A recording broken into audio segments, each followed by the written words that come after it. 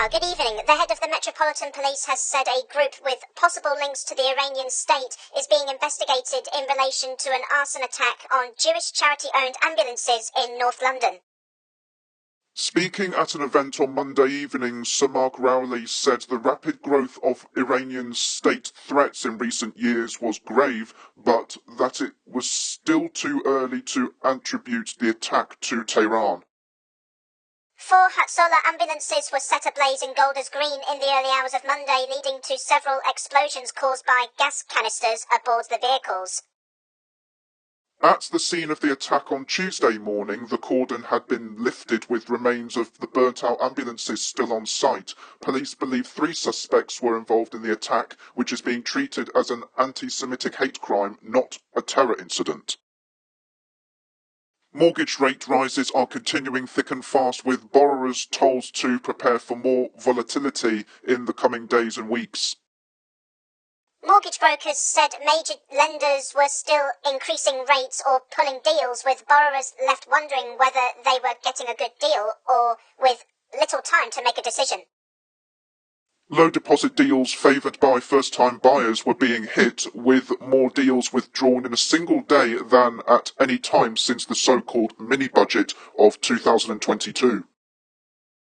Meningitis B vaccinations will be extended to Year 11 pupils at schools in Kent, where older students have already received them. The UK Health and Security Agency said vaccinations in the county will be widened out to 15 and 16-year-olds at 4 schools as a precautionary measure to ensure longer-term protection. No new meningitis cases have been reported for the second day in a row following the outbreak early this month, in which 2 people died. The number of confirmed cases still remains at 20, while 3 cases remain under investigation. At least 5 people have been killed in Russian strikes across Ukraine after a massive overnight aerial bombardment targeted several regions across the country. Local authorities said a 61-year-old woman was killed when a drone hit an electric train in Kharkiv early on Tuesday, while other deaths were reported in Zaporizhia, Kherson and Poltava. Officials said the attacks were among the worst in 10 days and came hours after Ukraine's President Volodymyr Zelensky warned of forthcoming massive strikes in his nightly address.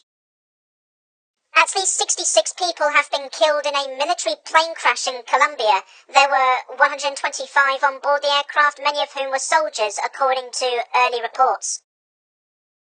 The country's Air Force commander Fernando Silva said in a video posted on social media that the Lockheed Martin Hercules C-130 plane was carrying 114 passengers and 11 crew. Defence Minister Pedro Arnulfo Sanchez described the incident as tragic, with the President, Gustavo Petro, criticising those blocking his plans to modernise the military. The cause of the incident is currently under investigation. We go straight to the weather.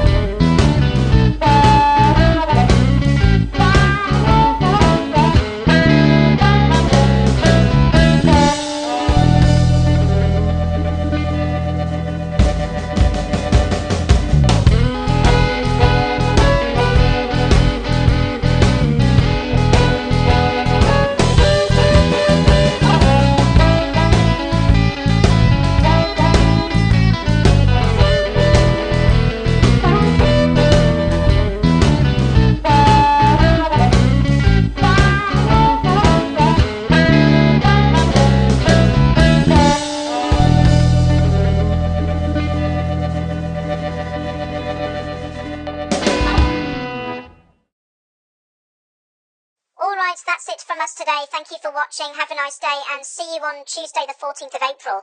In the meantime, 60 Seconds takes over until then, and Sports News Today will come back on April the 5th. And please subscribe.